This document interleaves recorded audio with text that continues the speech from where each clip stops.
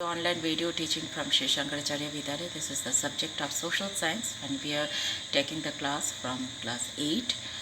Hope this video will definitely find you in pink of your health. The chapter heading is From Trade to Territory. The company establishes power. This is the third part of this chapter, that third video I am sending.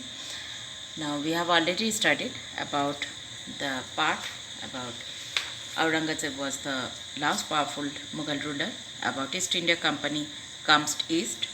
Then about other trading companies. About East India Company begins trade in Bengal. Then trade led to battles. Company officials become Nawabs. Company rule expands. How? The Battle of Palashi, we have read it is one of the famous battle in Indian history. And how Siraj-ud-Dawla, the Nawab of Bengal, he became as he was defeated and later assassinated. How he was Mir Jafar became the ruler and a puppet in hand of company.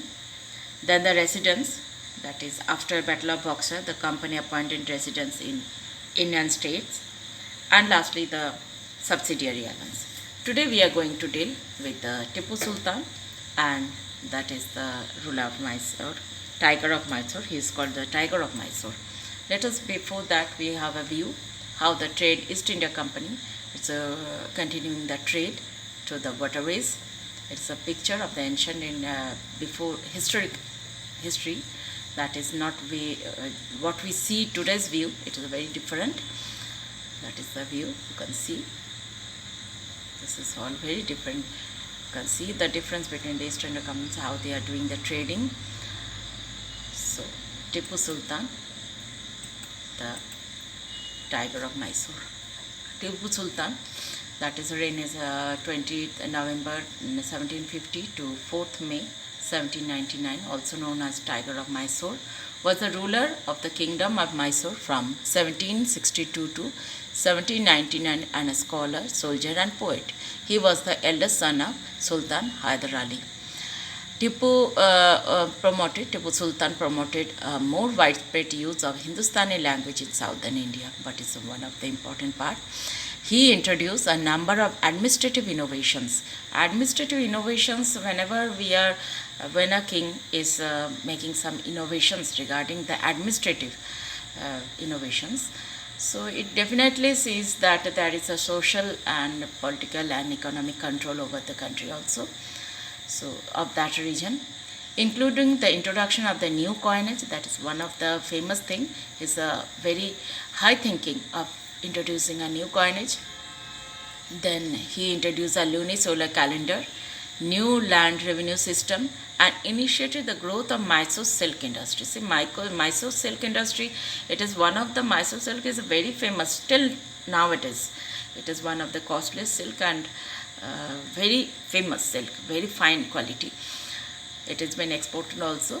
So he initiated for the growth of the Mysore silk industry, because by that time people were mainly agriculturists. So introducing a small scale industry like the silk industry and promoting it is one of the very good innovation. Now Tipu Sultan, Tiger of Mysore, when the company saw a threat to its political or economic interest, it resorted to direct military confrontation. In this regard, we can give example of Mysore. Mysore became powerful under rulers like Hyder Ali, his son Tipu Sultan. Mysore controlled the profitable trade of Malabar coast, and the company purchased pepper and cardamom. It is very much grown over there. So, in 1785, Tipu Sultan stopped the export of sandalwood, pepper, cardamom through the ports of this kingdom. He also disallowed local merchants from trading from the company. He established a close relationship with the French traders and modernized his army with the help of the French, because he didn't like the initiative that the type of people or motive of the people, you can say, of the East India Company. So he thought of making more friendship and more relationship with the French traders. Now Tipu Sultan, one more, why he was called the Tiger of Mysore, was also said. East India Company by that time fought 4 wars with Mysore, and only the last battle, Battle of Srirangapattam, the company ultimately won the war.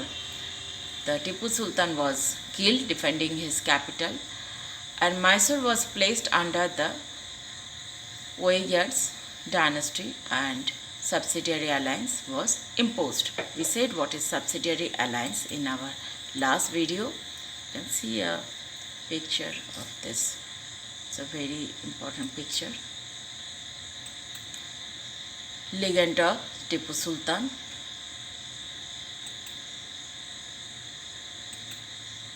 Kings are often surrounded by legend and their powers glorified through folklore. Here is a legend about Tipu Sultan, who became the ruler of Mysore in 1782. It is said that once he went for hunting in a forest with a French friend, and then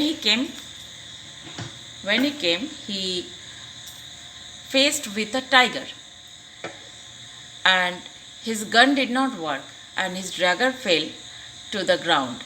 He battled with the tiger unarmed until he managed to reach down and picked up the dagger. Dagger is one kind of tool that is used for, it was used by the kings by that time, and early people also, dagger. So finally it was able to kill the tiger in the battle. After this he came to be known as Tiger of Mysore, and he had the image of tiger on his flag. Now comes the Marathas. One of the most important regional power was the Marathas. They had the power and potential to establish all India empire. They were so strong and so powerful. The war with the Marathas. The company tried to destroy the Maratha power from the last 18th century. The Marathas were divided into many states under different chiefs belonging to the dynasty, like Sindhia, Holkar, Gaikwad, then Bhosle, and they were held together in a confederacy under a Peshwa who belonged to Pune. Mahaji Sindhia, the Nana Fadnis were two famous Maratha statesmen. On the late 18th century, the company subdued the Marathas in a series of wars. Now the claim for the paramountcy is one of the very characteristic features that we read in this chapter. From the early 19th century, the company pursued an aggressive policy of territorial expansion. Under Governor General Lord Hastings, a new policy of paramountcy was initiated. According to this policy, the company claimed that the authority was paramounted or supreme, and its power was greater than that of Indian states. The British took control of the Afghanistan, Sindh and Punjab, and secured their control over northwest. So this is claim for paramountcy. Now comes the doctrine of lapse. It is one of the very characteristic features that East India Company that they imposed on India. Under Governor General Lord Dalhousie, annexations were at the peak. Lord Dalhousie devised a policy that came to be known as Doctrine of Lapse. According to this doctrine, if an Indian ruler died without a male heir, his kingdom would be the part of the company's territory. That means if a kingdom does not have any male son or new member in their house, in their territory, then that will be directly annexed by the British. Satarang, Sambalpur, Udaipur, Nagpur, Jhansi, Awadh were annexed by applying this doctrine. In 1856, the company also took over Awadh. This time the British had added argument that they said they will be obliged by the duty to take over Awadh in order to free the people from misgovernment of the Nawab, the humiliating way in which the Nawab was disposed. So the people of Awadh joined the Great Revolt and broke out in 1857.